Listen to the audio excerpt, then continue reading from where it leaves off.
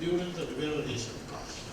I think Dr. Saman Kalegama and the madam would be more qualified to talk about this than me, but I know they can arrange a situation where we have not gone and try and get the market access.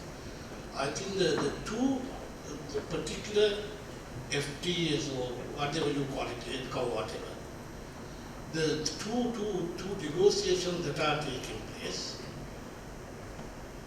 particularly is for the purpose of getting market access. In other words, the uncertainty of trying to go to the other market. Now, since 2005, if you analyze the available data, when you see the market access figures, we had only 1% of our total apparel exports to other countries other than EU and USA. But if you analyze it today, it has gone up to 17% at a much higher population, because we had about, the 2 billion worth of export, we are now doing about 4.7. We are exporting 17% of that to other markets. If we are successful in our negotiation with China, where we as an industry lobbied with the government to ensure that the apparel is given the market access through this negotiation, then we will be able to penetrate into that market. China is a net importer of garments to the tune of 5 billion rupees even today, though it is the largest exporter of apparel in the world. They are importing. But similarly, as I said, when the Chinese, the cost competitiveness is not more there, and there is a spillover of that. And in fact, there is a World Bank study to say that Sri Lanka is one of the possible gainers of that. And if you are to achieve that, access to the market through FTA will give us the opportunity. So with India, at the moment, there is a closed market to us. We have only 8 million pieces market access there. And none of the other companies our companies are going to look at that because of the restrictions that are available. Now, if the Indian market is open and allow us to cater to the emerging middle income population in that country through the negotiation, I don't know if it's going to be yes or no, I don't know. If that happens, then we are in a better position to cater to that market. And his company is already penetrated into the Indian market. So those two situations are the ones that could be created by the government, and we are hopeful that the government is going in that direction and trying to help us.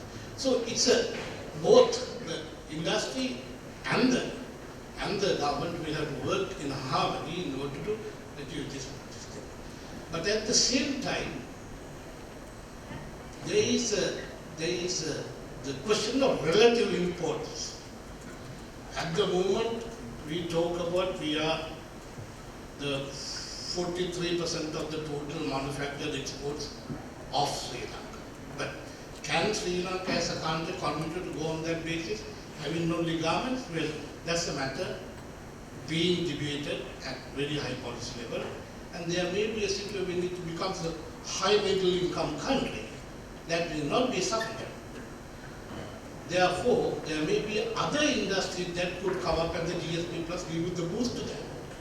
So if that happens, the relative importance of the garment industry in the total economy may be diminished, but still it can continue to be a growing industry.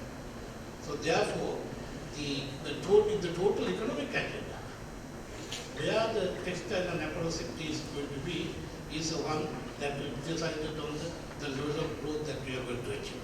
I think that's why that was true. Yeah, let me just add one point to what Professor Lakras asked. If the industry is ready, I think the signals from the market have been quite weak in the last 12 months. So we don't see a lot of investment on the ground at the moment, to be honest. But I would say 20% of latent capacity is available in the industry, and we could grow to 20% fairly easily. which could be mobilized. But beyond that, we have to put investment on the ground. The industry is looking at the north and east as the potential areas where the industry has to invest and develop in the future, as the western region is going to have less of a bearing for this industry, and that's going to be the trend in the next 5 to 10 years for sure. As far as textile base also has to be diversified and increased. But I think we are depending now on the SARC accumulation for the GSP. One thing that has to be kept in mind is we don't only service the European market, we service the US market as well. So I know we have talked about wages and people are expecting wages to be increased if you get GSP, but it would definitely affect other markets which we have to be cost competitive, and that has to be kept in mind.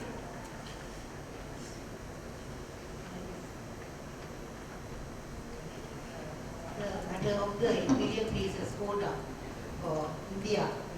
Now, recently, I mean, this is a matter that we have taken up with the Indian government over and over again.